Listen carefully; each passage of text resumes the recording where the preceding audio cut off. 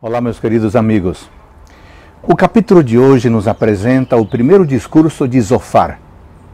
Ele foi o terceiro amigo a tentar convencer Jó de que ele havia feito alguma coisa de errado. Para isso, falou da grande sabedoria de Deus.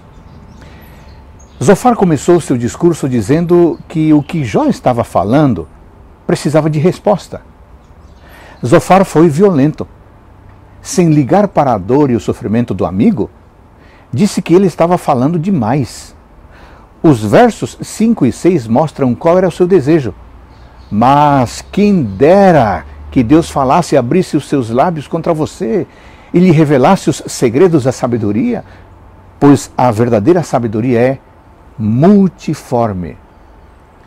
Os versos 7 a 10 continuam falando da grande sabedoria de Deus. O verso 8 diz: a sabedoria de Deus é mais elevada do que os céus. O que você poderá fazer? Zofar estava comparando aquilo que Deus sabe com aquilo que Jó sabia. O que o homem pode entender mais do que Deus? Perto do Criador, qualquer um é menor do que o tamanho de um grão de areia. Nos versos 13 a 20, Zofar terminou dizendo que Jó podia ter de volta tudo o que havia perdido, mas precisava se arrepender e obedecer a Deus. Essa ideia é muito comum ao longo de todo o livro. Embora tivessem uma noção da soberania divina, os amigos de Jó insistiam que ele estava sendo castigado por Deus e em seus conselhos pareciam acreditar que o Senhor poderia se tornar favorável a Jó em troca de boas obras. Para eles, nada poderia justificar o sofrimento do justo, pois Deus tinha a obrigação de protegê-lo. Restava-lhe, portanto, agradar a Deus em busca de sua misericórdia. O comportamento de Zofar nos ensina uma lição importante ao nos sinalizar exatamente aquilo que nós não devemos fazer.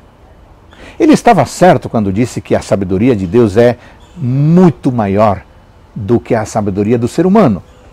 Também estava certo ao afirmar que se Deus aparecesse para responder a Jó, o pobre sofredor ficaria sem palavras. Mas mesmo falando de maneira tão eloquente, Zofar não foi sábio. Ele não percebeu que era tão ignorante quanto Jó, se fosse comparado a Deus. E acusou um homem inocente, mesmo sem saber de todos os bastidores da história. Quantas vezes nós agimos como Zofar? Reconhecemos a sabedoria e a grandiosidade de Deus, mas acabamos seguindo apenas o nosso próprio entendimento, sendo imprudentes. A Bíblia nos diz que podemos pedir sabedoria se somos insensatos e orientação se estivermos confusos. Nunca acredite que a sabedoria de Deus é apenas um ditado ou uma verdade sem importância.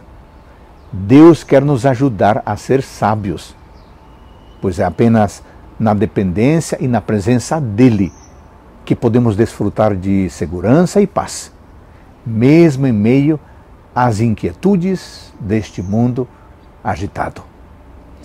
No dia de hoje, amigo, confie na sabedoria de Deus, mesmo que não tenha todas as respostas para as lutas da vida.